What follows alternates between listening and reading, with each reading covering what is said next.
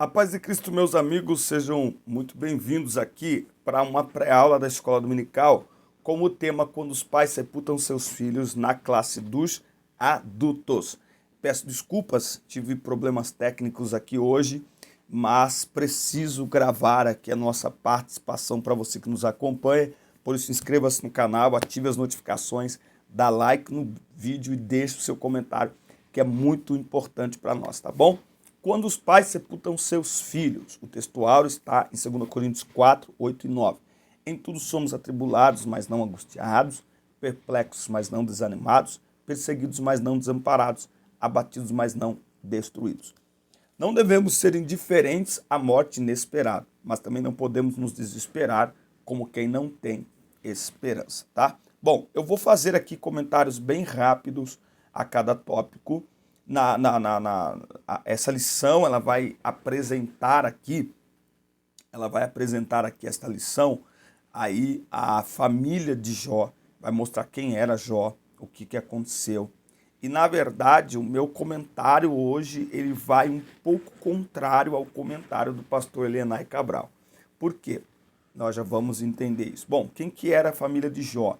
Nós sabemos, tem na Bíblia, está aqui na lição e tal. Jó. Uma coisa que me chama a atenção quando se fala de Jó era o texto bíblico diz assim, que ele era o homem mais justo do Oriente, também era um homem muito rico e se desviava do mal, tá? Aí entra a questão da esposa de Jó, tá? E a meu ver, me parece que nós temos uma facilidade muito grande de julgar a mulher de Jó por causa de uma frase que ela falou, né? Então, ela ganhou a fama de uma mulher insana e ambiciosa por causa da perda de todos os bens materiais e dos filhos que foram mortos por uma tragédia. Eu não consigo enxergar assim, meus irmãos, né? Vale lembrar que a mulher de Jó também passou tudo o que ele passou, né? Parece que só Jó que perde, né? Mas veja, Jó perdeu os 10 filhos, bens e riquezas, ela também perdeu. Agora tem uma coisa que eu diria que ela perdeu mais do que Jó, que é o seguinte: quando a Bíblia diz que Jó era um homem justo, quando a Bíblia diz que o Jó era um homem temente a Deus, Jó era um homem honrado. Então ela perde o seu marido no sentido do seguinte, que aquele homem que era honrado por todos, ele passa a ser visto como um pecador. E quem é casado sabe que tem uma coisa que a mulher ela não gosta, é de ver o seu marido sendo criticado por alguém, né? Ver as pessoas falando nas esquinas do seu marido. Mulher não gosta. Então, a meu ver, existe uma visão em relação à mulher de Jó, como se ela não tivesse sofrido perda nenhuma. Você pode até falar para mim aí nos comentários se você concorda com isso ou não. É tipo assim, a primeira pessoa olhou a mulher de Jó desta forma e todo mundo, na sequência, olha apenas desta forma. Uma outra situação que nós vemos aqui, e eu não vejo essa questão da mulher de Jó, ela ficou assim porque ela era gananciosa, não suportou perder os bens. Não. Na realidade, o que eu vejo aqui é cada pessoa, mesmo sendo marido e mulher, administra as perdas de uma forma, administra o luto de uma forma. É fácil dizer assim, não fique desesperado. É fácil, quando a perda não é minha, quando a perda não é na minha casa, né? Então, por que eu estou defendendo a mulher de Jó? Porque não há nenhuma repreensão de Deus à mulher de Jó, e ao que tudo indica, ela fica ao lado de Jó durante toda esta provação, e no final, na restauração, ao que tudo indica, é essa mulher que vive o tempo de restauração na vida de Jó com ele. Então, cada pessoa lida com o luto de uma forma. É muito fácil olhar para uma situação e dizer, se fosse eu, agiria desta forma. É muito fácil olhar para uma situação e dizer assim, não se desespere. Mas a atitude da mulher de Jó, inclusive, me mostra o quanto somos humanos e pequenos. E que existem momentos na nossa vida Claro que a gente não deve viver uma vida desesperada, mas existem momentos, né? Paulo, quando escreve aos Efésios, fala do dia mal. Quando o dia mal chega, é completamente compreensível um ato de desespero. Então, a gente não pode tratar a mulher de Jó como uma mulher desesperada por um ato de desespero. Essa, para mim, é a grande lição, né? Nós relacionarmos a identidade de uma pessoa a uma frase que ela falou. Ela é muito mais do que isso para mim. Ela é uma grande mulher, porque ela esteve com o patriarca em todo este momento, tá? Bom, lidando com a morte dentro da família, Jó e sua esposa foram surpreendidos com a morte dos filhos, tá? Então, todos os filhos morreram, certo? Vale lembrar que toda perda traz uma tristeza imensa, tá? Imensa, tá? Isso aconteceu muito rápido, né? Do jeito que o texto está escrito, parece que foi questão Na verdade, do jeito que o texto está escrito, né? Parece que foi tudo uma vez, né? Então, imagina Jó sepultando 10 covas abertas. Já passou por isso? Não. Então é fácil olhar para trás e falar, se fosse eu, se fosse isso, né? Então, olha só. Agora, é claro que, em meio a tudo isso, Jó demonstrou a sua fidelidade a Deus. Rapou a cabeça, lançou-se em terra e adorou ao Senhor, né? Então ele iniciou aqui um processo de aceitação do ocorrido, né? É bom dar uma olhada sobre a aceitação do luto. Eu estou vivendo na família um caso desse, em que o meu cunhado faleceu em setembro, né? E a esposa dele está aceitando de uma forma, mas a mãe dele, 7 meses, 8 meses depois, não aceita. Nós vamos lá todo sábado, conversamos com a irmã, ela não aceita o luto, você vai culpar ela. Você vai chegar lá e falar, irmã, a senhora não pode desesperar, a senhora não está confiando em Deus. Não, gente. Cada pessoa, isso é psicológico, cada pessoa, existem as fases do luto. E todo mundo passa pelas fases do luto. Agora, o tempo de cada pessoa em cada fase do luto, ele é individual, ele é exclusivo de cada pessoa, tá?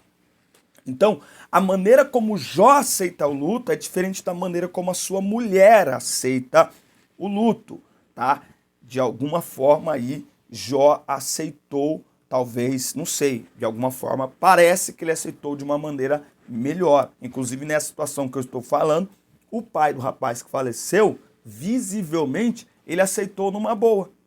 Agora, como a mãe dele é muito expansiva, ela fala, né? Agora, a gente às vezes fica meio preocupado. Por quê? Porque o pai fica caladão. Mas será que o silêncio dele é aceitação? Será que o silêncio dele, ele está administrando legal? Ou ele está guardando tudo para si, né? Então nós precisamos de mais humanidade na igreja, para que as pessoas que estão sofrendo, às vezes, em momentos agudos de dor, possam dar um berro, possam dar um grito e receber o nosso abraço, não o nosso julgamento, tá? Bom, vamos lá. Tópico 3, os cristãos e o luto. Não culpe a Deus. Não é muito difícil, em momentos de perdas inesperadas, o ser humano se desesperar e passar a blasfemar contra Deus. Não é isso que aprendemos com Jó, tá? E nem a mulher de Jó blasfemou contra Deus, tá? A Bíblia não diz isso.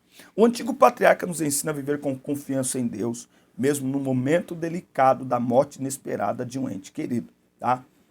Essa é uma aula bem delicada, seria muito importante que aí na sua igreja você desse uma analisada, porque às vezes você vai dar essa aula e tem aí alguém que passou por um falecimento instantâneo, né? Ontem, por exemplo, eu estive em um velório.